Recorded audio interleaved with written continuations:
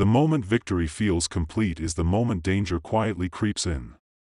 Success has a strange effect on people. It inflates the ego, dulls the senses, and blinds even the smartest minds to the shifting winds around them. Law 47 of the 48 Laws of Power warns us against this intoxicating trap: do not go past the mark you aimed for. In victory, learn when to stop. It's one of the oldest mistakes in human history. Someone wins a battle, a contract, a negotiation, or a personal rivalry, and instead of pausing to solidify their position, they keep pushing.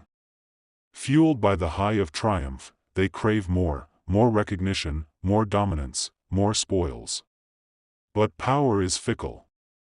The higher you climb, the fewer people cheer for you, and the more they secretly wait for your fall. Alexander the Great conquered more land than any man before him. But it wasn't enough.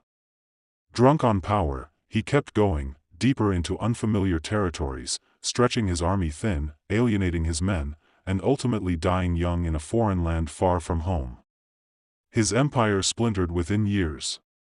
He serves as a brutal reminder: knowing when to stop is a form of strength. The art of power lies not just in ambition, but in restraint. The wise strategist knows that every conquest creates new enemies, and every victory changes the terrain. What worked before might become a liability if you overextend. Power must be consolidated, not endlessly chased. One of the problems with victory is that it makes people overconfident. They mistake luck for skill. They assume the world will keep bending in their favor. And as they push past their original target, cracks begin to form. Allies grow uneasy, opponents quietly regroup, and the public turns restless. Nothing feeds resentment faster than someone who doesn't know when to stop. This law isn't about playing small, it's about precision. Hit your mark, claim your prize, and then shift your energy to protecting what you've gained. The moment after victory is when you're most exposed. You're surrounded by flatterers, your guard is down, and the hunger for more can cloud your judgment. The disciplined player resists the urge to push further. They sense when momentum begins to turn and pull back just before it does. Sometimes, walking away at your peak cements your legend. It leaves people wanting more, speaking your name with awe, wondering what you might have done next. In contrast, those who overstay their moment of glory are often remembered not for their rise, but for their fall. A modern example is visible in business, politics, and entertainment. How many celebrities, leaders, or companies soared to the top, only to implode because they couldn't leave the stage gracefully? They chased one more deal, one more term, one more gamble, until the applause turned to silence or worse, to scorn. Victory should be treated like a powerful drug.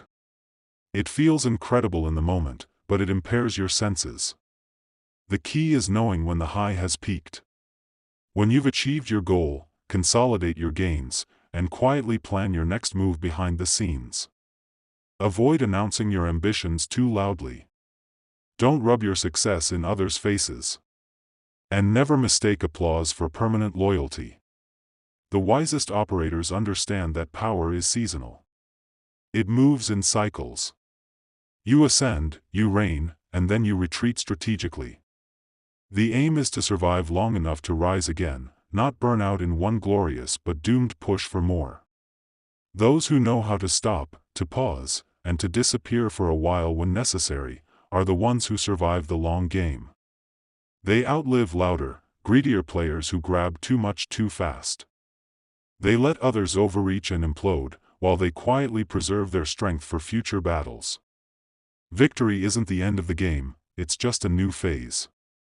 If you treat it as a finish line, you'll stumble into complacency or overconfidence. If you treat it as a trap, you'll remain sharp, aware, and disciplined enough to leave the table when you've won, while others stay and lose everything. Law 47 isn't about suppressing ambition. It's about sharpening it. Directing it wisely. Knowing when to press forward and when to retreat. It teaches that true power doesn't chase applause, it controls outcomes. And sometimes, the smartest outcome is leaving before the tide turns.